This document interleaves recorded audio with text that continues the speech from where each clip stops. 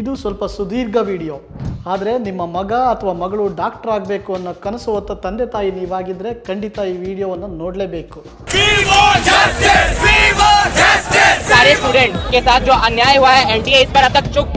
Neat ಪರೀಕ್ಷೆಯ ಹೆಸರಲ್ಲಿ ಹೇಗೆಲ್ಲ ಮಕ್ಕಳ ಭವಿಷ್ಯದ ಜೊತೆ ಚೆಲ್ಲಾಟ ಆಡಲಾಗ್ತಿದೆ.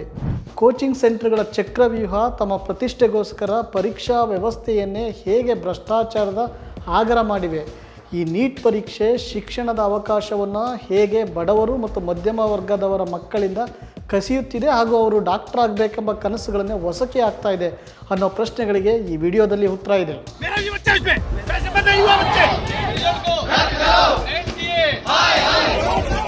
ಈಗ ಎಲ್ಲೆಲ್ಲೂ ನೀಟ್ ಪರೀಕ್ಷೆಯದ್ದೇ ಚರ್ಚೆ. ದೇಶದ ನಾನಾ ಕಡೆ ನೀಟ್ ಪರೀಕ್ಷೆಯ ವಿರುದ್ಧ ಪ್ರತಿಭಟನೆಗಳು ನಡೀತಾ ಇವೆ. ಮರುಪರೀಕ್ಷೆ ನಡೆಸಬೇಕು ಅಂತ ಒತ್ತಡಗಳು ಕೇಳಿ ಬರ್ತಾ ಇವೆ. ಒಂದೊಂದಾಗಿ ಬೆಳಕಿಗೆ ಬರ್ತಾ ಇರೋ ವಿಚಾರಗಳನ್ನು ನೋಡಿದರೆ ಇದು ಬಹುದೊಡ್ಡ ಸ್ಕ್ಯಾಮ್ ಆಗುವಂತೆ ಕಾಣುತ್ತೆ. ಇದು ಕೇವಲ ದುಡ್ಡು ಕಾಸಿನ ವಿಚಾರಕ್ಕೆ ಸಂಬಂಧಿಸಿದ ಸ್ಕ್ಯಾಮ್ ಅಷ್ಟೇ ಅಲ್ಲ, ಕೋಟ್ಯಾಂತರ ಮಕ್ಕಳ ಭವಿಷ್ಯ, ಅವರ ಪೋಷಕರ ಕನಸುಗಳ ಜೊತೆಗೆ ಚೆಲ್ಲಾಟವಾಡಿದ ಒಂದು ದ್ರೋಹ ಕೂಡ ಹೌದು ಎನ್ನಬಹುದು. 2024ರ ನೀಟ್ ಪರೀಕ್ಷೆಯ ಸುತ್ತ ಕೇಳಿ ಬರ್ತಾ ಇರೋ ಆರೋಪಗಳನ್ನು ಸಂಕ್ಷಿಪ್ತವಾಗಿ ಅರ್ಥ ಮಾಡಿಕೊಳ್ಳೋದಾದರೆ ಈ 5 ಪ್ರಶ್ನೆಗಳು ನೀಟ್ ಪರೀಕ್ಷೆಯ ಹಿಂದಿನ ಸ್ಕ್ಯಾಮ್ನತ್ತ ಬೆಳಕು ಚೆಲ್ತವೆ ಅಂತ ಹೇಳ್ಬೋದು. ಮೊದಲನೇದು, ನೀಟ್ ಪರೀಕ್ಷೆಯ ಫಲಿತಾಂಶವನ್ನು ಜೂನ್ 14ನೇ ತಾರೀಕು ಪ್ರಕಟಿಸಲಾಗುತ್ತೆ ಅಂತ ಪರೀಕ್ಷೆಯ ಟೈಮ್ ಟೇಬಲ್ ಫಿಕ್ಸ್ ಮಾಡಿದಾಗಲೇ ಹೇಳಲಾಗಿತ್ತು. ಆದರೆ ಅದಕ್ಕೂ 10 ದಿನ ಮೊದಲೇ ಅಂದರೆ ಜೂನ್ 4ನೇ ತಾರೀಕೆ ಫಲಿತಾಂಶವನ್ನು ಪ್ರಕಟಿಸಲಾಯಿತು. ಯಾಕೆ? ಅವತ್ತು ದೇಶದಲ್ಲಿ ಪಾರ್ಲಿಮೆಂಟ್ ಚುನಾವಣೆಯ ಫಲಿತಾಂಶವೂ ಪ್ರಕಟವಾಗಿತ್ತು. ಜನರ ಗಮನ ಎಲ್ಲ ಆ ರಾಜಕೀಯ ಫಲಿತಾಂಶದತ್ತ ಕೇಂದ್ರಿತವಾಗಿದ್ದಾಗ ನೀಟ್ ಫಲಿತಾಂಶ ಬಿಡುಗಡೆ ಮಾಡಿದರೆ ಇದರಲ್ಲಿರುವ ದೋಷಗಳನ್ನು ಯಾರೂ ಕೇರ್ ಮಾಡಲ್ಲ ಅಂತ ಹೀಗೆ ಮಾಡಲಾಯ್ತಾ? ಇನ್ನು ಎರಡನೇ ಪ್ರಶ್ನೆ, ಕಳೆದ ವರ್ಷ ಅಂದರೆ 2023ರ ನೀಟ್ ಪರೀಕ್ಷೆಯಲ್ಲಿ ಕೇವಲ 2 ಮಾತ್ರ 720ಕ್ಕೆ 720 ಅಂಕ ಗಳಿಸಿ ನ್ಯಾಷನಲ್ ಟಾಪರ್ ಬಂದಿದ್ದರು. ಇದರರ್ಥ AIR ಅರ್ಥಾತ್ ಆಲ್ ಇಂಡಿಯಾ ರ್ಯಾಂಕಿಂಗ್ನಲ್ಲಿ ನಂಬರ್ 1 ರ್ಯಾಂಕ್ ಪಡೆದವರು ಕೇವಲ 2. ಅದೇ ರೀತಿ 2022ರಲ್ಲಿ 1, 2021ರಲ್ಲಿ 3 ಮಾತ್ರ ಫಸ್ಟ್ ರ್ಯಾಂಕ್ ಪಡೆದಿದ್ದರು. ಆದರೆ 2024ರಲ್ಲಿ ದಿಢೀರ್ 67 ವಿದ್ಯಾರ್ಥಿಗಳು ಔಟ್ ಸ್ಕೋರ್ ಮಾಡಿ ಫಸ್ಟ್ ರ್ಯಾಂಕ್ ಪಡೆದಿದ್ದಾರೆ. ಇದು ಹೇಗೆ ಸಾಧ್ಯ? ಮೂರನೇ ಪ್ರಶ್ನೆ ಏನಂದರೆ, ಈಗ ಫಸ್ಟ್ ರ್ಯಾಂಕ್ ಪಡೆದವರ ಪಟ್ಟಿಯಲ್ಲಿ 62ರಿಂದ 69 ಕ್ರಮ ಸಂಖ್ಯೆಯ ವಿದ್ಯಾರ್ಥಿಗಳ ರೋಲ್ ನಂಬರ್ ಗಮನಿಸಿದರೆ ಅವರೆಲ್ಲ ಒಂದೇ ಪರೀಕ್ಷಾ ಕೇಂದ್ರದಲ್ಲಿ ಎಕ್ಸಾಮ್ ಬರೆದವರೆಂದು ಸಾಬೀತಾಗುತ್ತೆ. ಒಂದೇ ಕೇಂದ್ರದಲ್ಲಿ ಎಕ್ಸಾಮ್ ಬರೆದ 8 ಜನ ಫಸ್ಟ್ ರ್ಯಾಂಕ್ ಬಂದಿದ್ದು ಹೇಗೆ? ಅಲ್ಲದೆ ಈ 67 ರ್ಯಾಂಕ್ ಹೋಲ್ಡರ್ ಪೈಕಿ ಹೆಚ್ಚು ಜನ ಒಂದೇ ಕೋಚಿಂಗ್ ಸೆಂಟರ್ನಲ್ಲಿ ತರಬೇತಿ ಪಡೆದರು ಅನ್ನೋದು ನಮ್ಮ ಅನುಮಾನವನ್ನು ಇನ್ನಷ್ಟು ಹೆಚ್ಚಿಸುತ್ತೆ. ಇನ್ನು 4ನೇ ಪ್ರಶ್ನೆಗೆ ಬರೋಣ.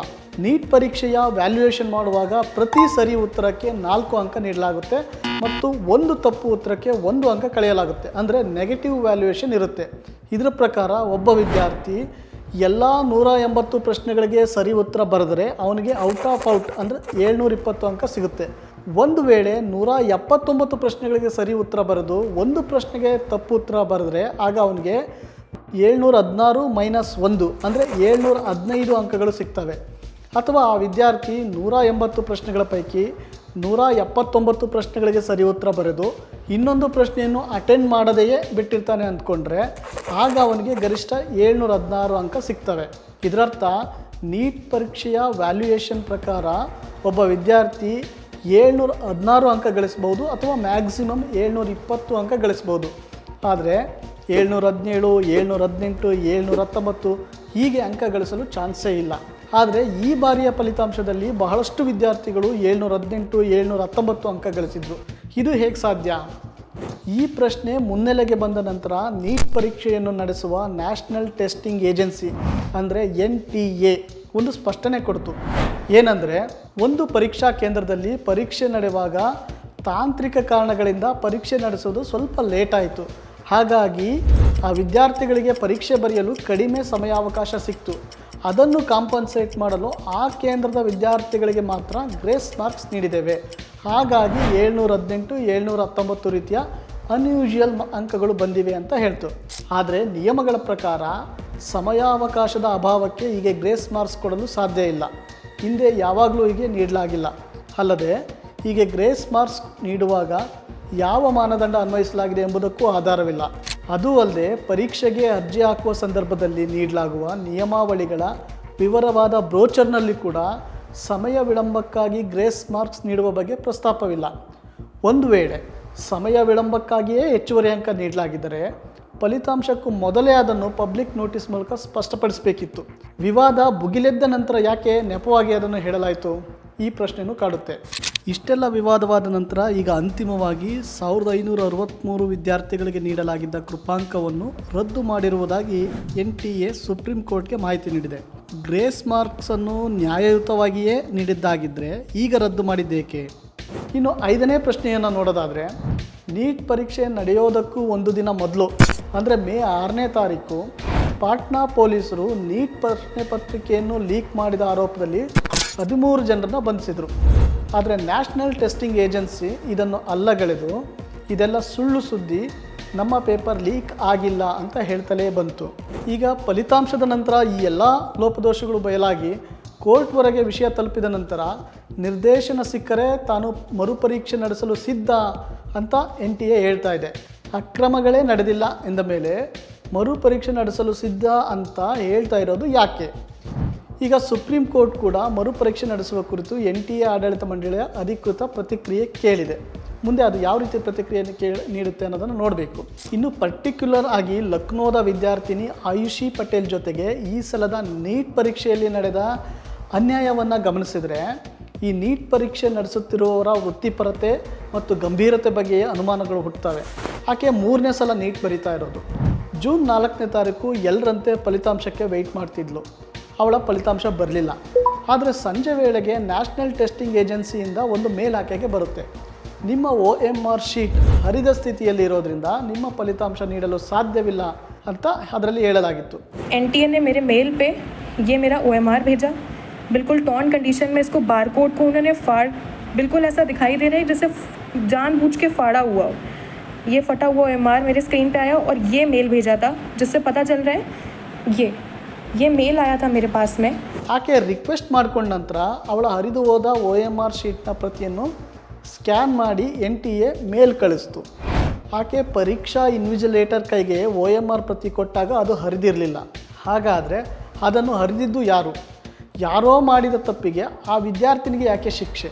ಅಲ್ಲದೆ OMR ಹರಿದು ಹೋಗಿದ್ರು ಆಕೆ ಉತ್ತರಿಸಿದ ಆನ್ಸರ್ ಬಬಲ್ಗಳು ಸ್ಪಷ್ಟವಾಗಿ ಗೋಚರಿಸ್ತಾ ಇದ್ವು.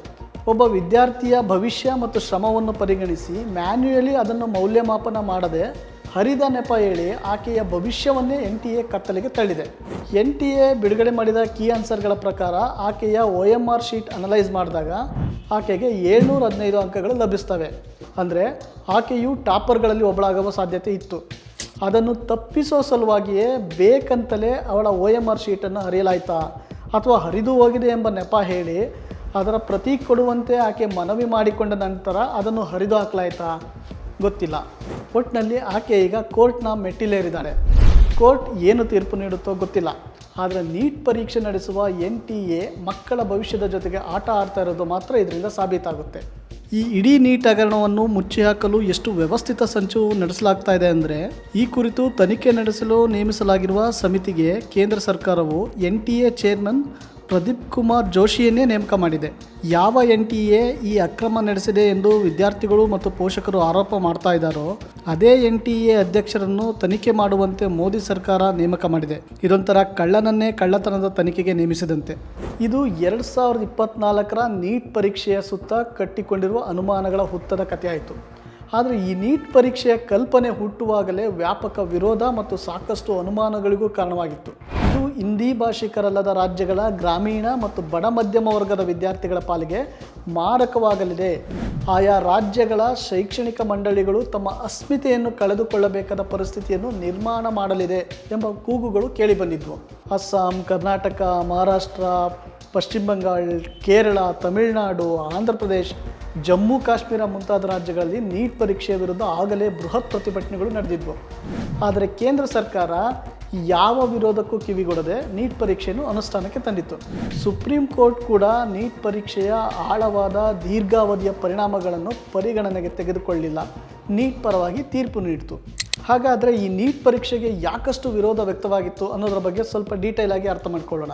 ನೀಟ್ ಅಂದರೆ national eligibility come entrance test. ದೇಶದಲ್ಲಿರುವ ಯಾವುದೇ MBBS, ಡೆಂಟಲ್ ಅಥವಾ ಆಯುಷ್ ಕೋರ್ಸ್ಗಳ ವ್ಯಾಸಂಗಕ್ಕೆ ಪ್ರವೇಶ ಪಡಿಬೇಕು ಅಂದರೆ ಈ ಪರೀಕ್ಷೆ ಬರೀಬೇಕಾದ್ದು ಕಡ್ಡಾಯ. ಏಮ್ಸ್ ಸಂಸ್ಥೆಗಳ ಶಿಕ್ಷಣ ಸಂಸ್ಥೆ ಇರ್ಬೋದು, ಸರ್ಕಾರಿ ವೈದ್ಯಕೀಯ ಕಾಲೇಜುಗಳಿರ್ಬೋದು ಅಥವಾ ಖಾಸಗಿ ಕಾಲೇಜುಗಳಿರ್ಬೋದು, ಅದು ಯಾವುದೇ ರಾಜ್ಯದಲ್ಲಿ ಇರ್ಬೋದು, ಅದಕ್ಕೆ ಈ ಪರೀಕ್ಷೆಯ ಮೂಲಕವೇ ಪ್ರವೇಶಾತಿ ನೀಡಲಾಗುತ್ತೆ. ನ್ಯಾಷನಲ್ ಟೆಸ್ಟಿಂಗ್ ಏಜೆನ್ಸಿ ಅನ್ನೋ ಸಂಸ್ಥೆ ಪ್ರತಿ ವರ್ಷ ದ್ವಿತೀಯ PUC ಅಥವಾ 12ನೇ ತರಗತಿ ಪಾಸಾದ ವಿದ್ಯಾರ್ಥಿಗಳಿಗೆ ಈ ಪರೀಕ್ಷೆ ನಡೆಸುತ್ತೆ. 2013ರಲ್ಲಿ ಮೊಟ್ಟ ಮೊದಲ ಬಾರಿಗೆ ಇದನ್ನು ಇಂಟ್ರಡ್ಯೂಸ್ ಮಾಡಲಾಯಿತು. ಹಾಗಾದರೆ ಈ ನೀಟ್ ಬರೋದಕ್ಕೂ ಮೊದಲು ಮೆಡಿಕಲ್ ಸೀಟುಗಳಿಗೆ ಹೇಗೆ ಪ್ರವೇಶ ನೀಡಲಾಗ್ತಿತ್ತು? ಆಯಾ ರಾಜ್ಯಗಳು ತಮ್ಮದೇ ಸಾಮಾನ್ಯ ಪ್ರವೇಶ ಪರೀಕ್ಷೆಯನ್ನು ನಡೆಸ್ತಿದ್ವು. ಉದಾಹರಣೆಗೆ ಕರ್ನಾಟಕದಲ್ಲಿರುವ CET ಥರ, ಅಂದರೆ ಕಾಮನ್ ಎಂಟ್ರೆನ್ಸ್ ಟೆಸ್ಟ್. ಆದರೆ ಹೀಗೆ ರಾಜ್ಯ ಮಟ್ಟದ ಪರೀಕ್ಷೆ ಬರೆದವರು ಆಯಾ ರಾಜ್ಯಗಳಲ್ಲಿರುವ ಸರ್ಕಾರಿ ಮತ್ತು ಖಾಸಗಿ ಮೆಡಿಕಲ್ ಕಾಲೇಜುಗಳಿಗಷ್ಟೇ ಪ್ರವೇಶ ಪಡೆಯಬಹುದಿತ್ತು. ಬೇರೆ ಬೇರೆ ರಾಜ್ಯಗಳ ಮೆಡಿಕಲ್ ಕಾಲೇಜು ಸೇರಬೇಕೆಂದರೆ ದಿಲ್ಲಿ ಕೇಂದ್ರಿತ CBSE ಮಂಡಳಿಯು ನಡೆಸ್ತಿದ್ದ all India pre medical test ಅಂದರೆ AIPMT ಬರೀಬೇಕಾಗಿತ್ತು. ಈ ಎರಡು ವ್ಯವಸ್ಥೆ ಇಲ್ಲದೆ ಕೆಲವೊಂದು ಕಾಲೇಜುಗಳು, ಉದಾಹರಣೆಗೆ ಏಮ್ಸ್, ಜವಾಹರ್ಲಾಲ್ ನೆಹರು ಮೆಡಿಕಲ್ ಇನ್ಸ್ಟಿಟ್ಯೂಟ್, ಮಂಗಳೂರಿನ ಮಣಿಪಾಲ್ ಇನ್ಸ್ಟಿಟ್ಯೂಟ್ ಮತ್ತು ಬೆಂಗಳೂರಿನ CMC ಮೊದಲಾದ ಕಾಲೇಜುಗಳು ತಮ್ಮದೇ ಆದ ಪ್ರತ್ಯೇಕ ಪ್ರವೇಶ ಪರೀಕ್ಷೆ ನಡೆಸ್ತಿದ್ವು. ಆ ಕಾಲೇಜುಗಳಲ್ಲಿ ಪ್ರವೇಶ ಬೇಕಂದರೆ ಆ ಪರೀಕ್ಷೆಗಳನ್ನು ಬರೀಬೇಕಿತ್ತು. ಇದ್ಯಾವುದೂ ಸಾಧ್ಯವಾಗದ ಹಣವಂತರ ಮಕ್ಕಳು ಕಾಲೇಜಿನ ಮ್ಯಾನೇಜ್ಮೆಂಟ್ಗಳಿಗೆ ಕೇಳಿದಷ್ಟು ಲಕ್ಷಾಂತರ ರೂಪಾಯಿ ಡೊನೇಷನ್ ತೆತ್ತು ನೇರವಾಗಿ ಅಡ್ಮಿಷನ್ ಆಗೋ ವ್ಯವಸ್ಥೆ ಅಂತೂ ಇದ್ದೇ ಇತ್ತು. ವಿದ್ಯಾರ್ಥಿಗಳು ವೈದ್ಯಕೀಯ ಪ್ರವೇಶಾತಿಗಾಗಿ ಹೀಗೆ ಹಲವು ಪರೀಕ್ಷೆಗಳನ್ನು ಬರೆಯಬೇಕಿದ್ದು, ಇದರಿಂದ ಅವರಿಗೆ ಅನಾನುಕೂಲ ಆಗ್ತಾ ಇದೆ. ಅದನ್ನು ತಪ್ಪಿಸಿ ಒಂದೇ ಪರೀಕ್ಷೆಯ ಮೂಲಕ ದೇಶದ ಯಾವುದೇ ವೈದ್ಯಕೀಯ ಕಾಲೇಜಿಗೆ ಪ್ರವೇಶ ಪಡೆಯಬಹುದಾದ ಉದ್ದೇಶದಿಂದ ಹುಟ್ಟಿಕೊಂಡದ್ದು ಈ ನೀಟ್ ಪರೀಕ್ಷೆ. ನೀಟ್ ಪರೀಕ್ಷೆ ಬಂದ ನಂತರ ಮೊದಲಿದ್ದ ಎಲ್ಲ ಪ್ರವೇಶ ಪರೀಕ್ಷೆಗಳು ರದ್ದಾದವು. ಮೆಡಿಕಲ್ ಪ್ರವೇಶಕ್ಕೆ ನೀಟ್ ಒಂದೇ ಕಡ್ಡಾಯವಾಯಿತು. ಕರ್ನಾಟಕದಲ್ಲಿ CET ಪರೀಕ್ಷೆ ಇವತ್ತಿಗೂ ಇದೆ, ಆದರೂ ಅದನ್ನೀಗ ಕೇವಲ engineering, B.Pharm, D.Pharm, agricultural science ಮತ್ತು ವೆಟರ್ನರಿ ಕೋರ್ಸ್ಗಳ ಪ್ರವೇಶಕ್ಕೆ ಮಾತ್ರ ಸೀಮಿತಗೊಳಿಸಲಾಗಿದೆ. ಮೇಲ್ನೋಟಕ್ಕೆ ಇದು ವಿದ್ಯಾರ್ಥಿಗಳಿಗೆ ಹಾಗೂ ಅವರ ಪೋಷಕರಿಗೆ ತುಂಬ ಹೆಲ್ಪ್ಫುಲ್ ಅಂತ ಕಾಣಿಸುತ್ತೆ. ಹಾಗಿದ್ದರೂ ಯಾಕೆ ಇದಕ್ಕೆ ವಿರೋಧ ವ್ಯಕ್ತವಾಯಿತು? ಇದೇ ಇಂಟ್ರೆಸ್ಟಿಂಗ್ ವಿಚಾರ. ನೀಟ್ ಪರೀಕ್ಷೆಯ ಸಿಕ್ಕುಗಳನ್ನು ಅರ್ಥ ಮಾಡಿಕೊಳ್ಬೇಕಂದ್ರೆ ನಮ್ಮ ದೇಶದ ಶಿಕ್ಷಣ ವ್ಯವಸ್ಥೆಯ ಬೇಸಿಕ್ ಸ್ಟ್ರಕ್ಚರ್ ಅರ್ಥ ಮಾಡ್ಕೊಳ್ಬೇಕು. ನಮ್ಮಲ್ಲಿ ಹೈಯರ್ ಸೆಕೆಂಡ್ರಿ ಅಂದರೆ ದ್ವಿತೀಯ PUCವರೆಗಿನ ಎಜುಕೇಷನ್ ನೀಡೋದಕ್ಕೆ ಮುಖ್ಯವಾಗಿ 3 ವ್ಯವಸ್ಥೆಗಳಿವೆ. CBSE ಅಂದರೆ central board of secondary education, ICSE Indian certificate of secondary education ಮತ್ತು ಆಯಾ ರಾಜ್ಯಗಳ ಶಿಕ್ಷಣ ಮಂಡಳಿ ಅಂದರೆ ಸ್ಟೇಟ್ ಬೋರ್ಡ್ಗಳು. ಶೈಕ್ಷಣಿಕ ಸಂರಚನೆಯಿಂದ ನೋಡಿದಾಗ ಇವುಗಳಲ್ಲಿ ಯಾವುದೂ ಕೂಡ ಹೆಚ್ಚಲ್ಲ, ಕಡಿಮೆಯಲ್ಲ, ಎಲ್ಲವೂ ಸಮಾನ. ಆದರೆ ಅವು ಆಯ್ಕೆ ಮಾಡಿಕೊಳ್ಳುವ ಸಿಲೆಬಸ್ಗಳಲ್ಲಿ ವ್ಯತ್ಯಾಸವಿರುತ್ತೆ. ರಾಜ್ಯಗಳು ನಡೆಸುವ ಸ್ಟೇಟ್ ಸಿಲೆಬಸ್ನಲ್ಲಿ ಆಯಾ ಪ್ರಾದೇಶಿಕ ಮೌಲ್ಯ, ಭಾಷೆ, ಜನಪದ ಸಂಸ್ಕೃತಿ, ಪ್ರಾದೇಶಿಕ ಇತಿಹಾಸ, ಸಾಹಿತ್ಯ ಇಂಥ ವಿಚಾರಗಳಿಗೆ ಹೆಚ್ಚಿನ ಒತ್ತು ನೀಡಲಾಗಿರುತ್ತೆ. ಉದಾಹರಣೆಗೆ ಕರ್ನಾಟಕದಲ್ಲಿ ಕಲಿಯುವ ಮಕ್ಕಳಿಗೆ ಕನ್ನಡದ ಪರಿಸರದ ತಿಳುವಳಿಕೆ ಅಗತ್ಯ, ಹಾಗಾಗಿ ಅದನ್ನು ಶಿಕ್ಷಣದ ಕೇಂದ್ರವಾಗಿ ಮಾಡಲಾಗಿರುತ್ತೆ.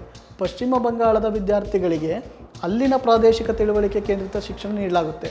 ಅದರ ಜೊತೆಗೆ ಪ್ರಪಂಚದ ಸಾಮಾನ್ಯ ಜ್ಞಾನದ ಮಾಹಿತಿಗಳು, ಗಣಿತ, ವಿಜ್ಞಾನದಂತಹ ಪ್ರಾಥಮಿಕ ತಿಳುವಳಿಕೆಯನ್ನು ನೀಡಲಾಗುತ್ತೆ. ಬಹುಪಾಲು ಮುಖ್ಯವಾಗಿ ಸರ್ಕಾರಿ ಶಾಲೆಗಳಲ್ಲಿ ಈ ಜ್ಞಾನವನ್ನು ಆಯಾ ಮಾತೃಭಾಷೆಯಲ್ಲೇ ನೀಡಲಾಗುತ್ತೆ. ಕೆಲವು ಖಾಸಗಿ ಶಾಲೆಗಳು ಇಂಗ್ಲೀಷ್ ಮಾಧ್ಯಮವನ್ನು ಅಳವಡಿಸ್ಕೊಂಡಿರ್ಬೋದು. ಇನ್ನು ICSE ಮತ್ತು CBSE ಬೋರ್ಡ್ಗಳು ದಿಲ್ಲಿ ಕೇಂದ್ರಿತ ಮತ್ತು ರಾಷ್ಟ್ರೀಯ ಮಟ್ಟದ ಪರಿಕಲ್ಪನೆಯಲ್ಲಿ ಸ್ಥಾಪನೆಯಾಗಿರೋದ್ರಿಂದ ಅವುಗಳಲ್ಲಿ ಪ್ರಾದೇಶಿಕ ಆಯಾಮ ಅಷ್ಟಾಗಿ ಒಳಗೊಂಡಿರುವುದಿಲ್ಲ. ಮುಖ್ಯವಾಗಿ ಪಾಶ್ಚಾತ್ಯ ಶಿಕ್ಷಣ ಪ್ರಭಾವ ಮತ್ತು ವಿಜ್ಞಾನ, ಗಣಿತದಂಥ ವಿಷಯಗಳಿಗೆ ಹೆಚ್ಚಿನ ಒತ್ತು ನೀಡಲಾಗಿರುತ್ತೆ. ದಿಲ್ಲಿ ಕೇಂದ್ರಿತ ಮಂಡಳಿಗಳಾಗಿರೋದ್ರಿಂದ ಸಹಜವಾಗಿಯೇ ಹಿಂದಿ ಭಾಷಿಕ ರಾಜ್ಯಗಳಲ್ಲಿ ಅವುಗಳ ವ್ಯಾಪ್ತಿ ಹೆಚ್ಚು. ಹಿಂದಿ ಮತ್ತು ಇಂಗ್ಲೀಷ್ ಈ ಬೋರ್ಡ್ಗಳ ಪ್ರಧಾನ ಭಾಷೆಯಾಗಿರೋದ್ರಿಂದ ಆಯಾ ಪ್ರಾದೇಶಿಕತೆಯನ್ನು ಮೀರಿ ವೃತ್ತಿ ಅವಕಾಶಗಳು ತೆರೆದುಕೊಳ್ಳುತ್ತವೆ ಎನ್ನುವ ಕಾರಣಕ್ಕಾಗಿ CBSE ಶಿಕ್ಷಣದ ಬಗ್ಗೆ ಇತ್ತೀಚಿನ ದಿನಗಳಲ್ಲಿ ಪೋಷಕ ವಲಯದಲ್ಲಿ ಒಲವು ಹೆಚ್ಚಾಗ್ತಾ ಇದೆ. ಈಗ ನೀಟ್ ಪರೀಕ್ಷೆಯ ವಿಚಾರಕ್ಕೆ ಮರಳೋಣ. ಮೊದಲೇ ಹೇಳಿದಂತೆ ಹಲವು ಪ್ರವೇಶ ಪರೀಕ್ಷೆಗಳಿಂದ ವಿದ್ಯಾರ್ಥಿಗಳಿಗೆ ಮುಕ್ತಿ ನೀಡಬೇಕು ಎನ್ನುವ ಕಾರಣಕ್ಕೆ ನೀಟ್ ಪರೀಕ್ಷೆಯನ್ನು ಮೆಡಿಕಲ್ ಕೌನ್ಸಿಲ್ ಆಫ್ ಇಂಡಿಯಾ ಅಂದರೆ MCI ಪ್ರಪೋಸ್ ಮಾಡಿತು. ವಾಸ್ತವದಲ್ಲಿ ಹೀಗೆ ಹಲವು ಪರೀಕ್ಷೆ ಬರೆಯುತ್ತಿದ್ದ ವಿದ್ಯಾರ್ಥಿಗಳ ಪ್ರಮಾಣ 10% ಮಾತ್ರ ಮತ್ತು ಅವರಲ್ಲಿ ಬಹುಪಾಲು ಜನ CBSE ಪಠ್ಯಕ್ರಮದಲ್ಲಿ ಓದಿದ ವಿದ್ಯಾರ್ಥಿಗಳಾಗಿದ್ದರು.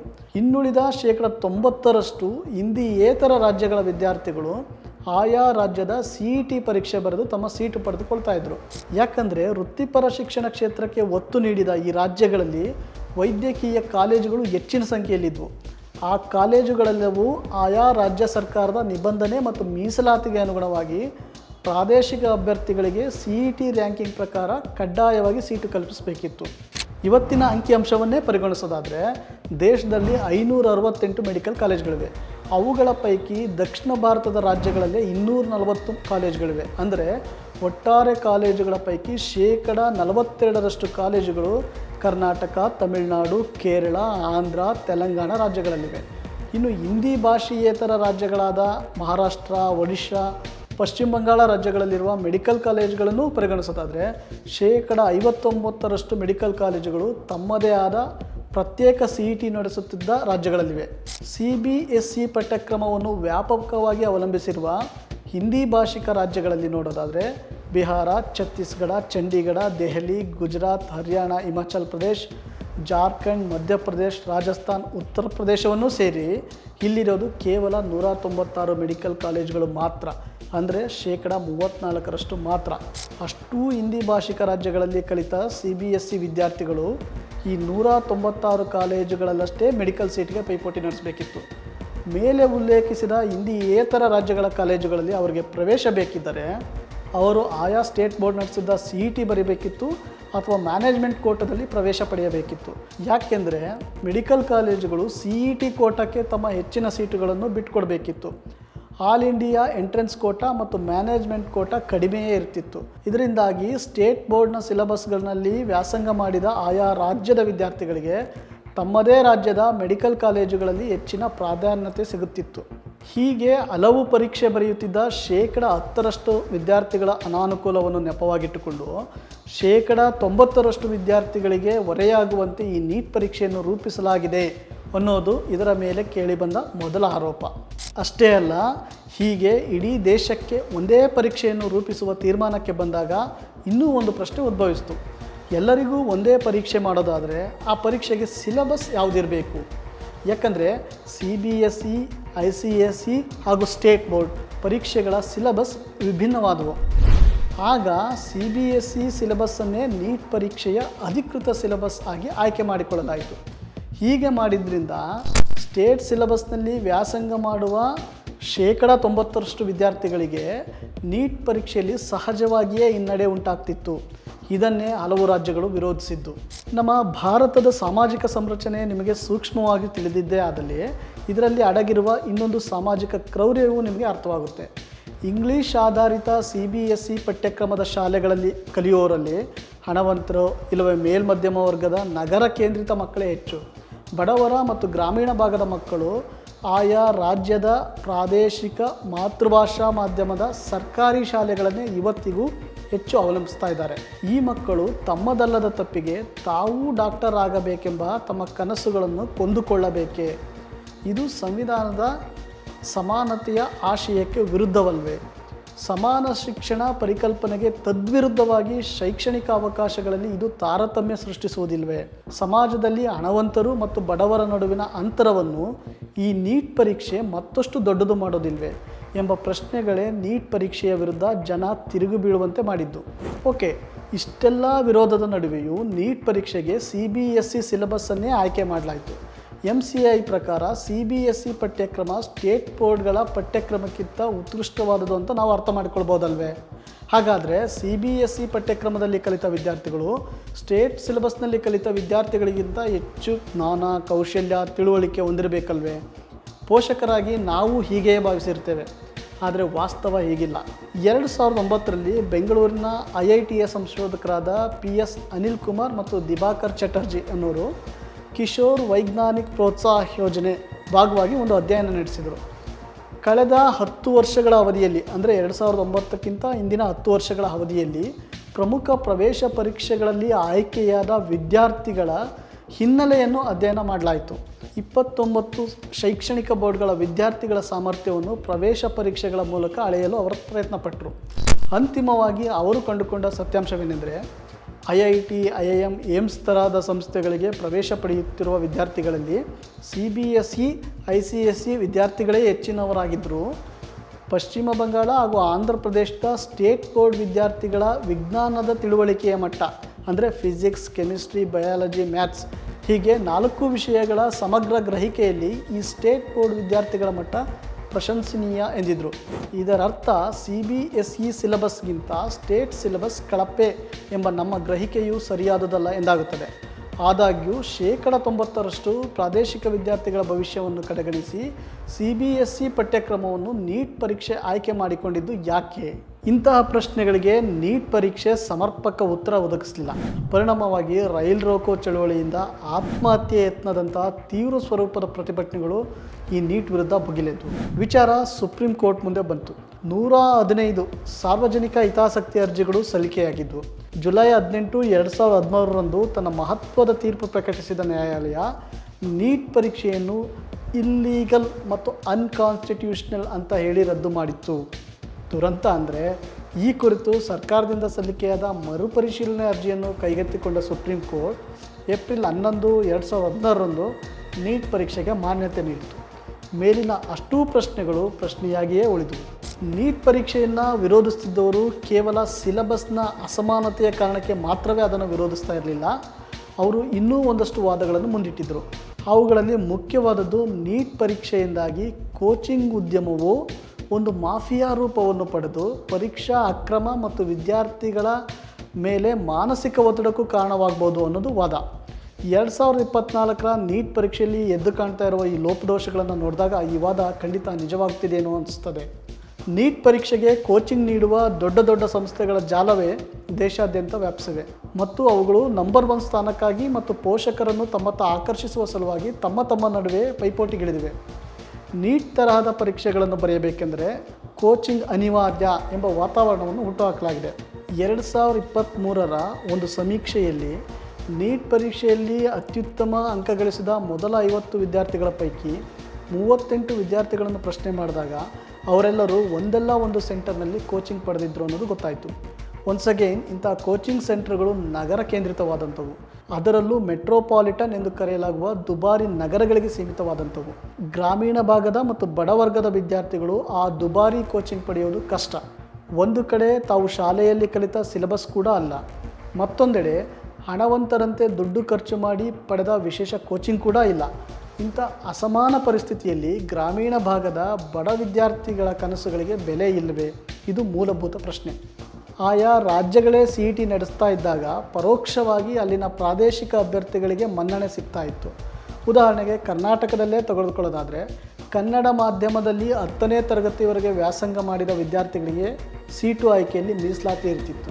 ಆಯ್ಕೆ ಮಾಡಿಕೊಂಡ ಕಾಲೇಜು ಸಹ ಕರ್ನಾಟಕದ ವ್ಯಾಪ್ತಿಯಲ್ಲೇ ಇರುತ್ತಿದ್ದರಿಂದ ಅಲ್ಲಿ ತಂಗಿ ಓದುವ ಖರ್ಚು ಅಷ್ಟಾಗಿ ಬಾಧಿಸ್ತಾ ಇರಲಿಲ್ಲ. ಮಧ್ಯಮ ವರ್ಗದ ವಿದ್ಯಾರ್ಥಿಗಳು MBBS ವ್ಯಾಸಂಗ ಮಾಡ್ಬೋದಿತ್ತು.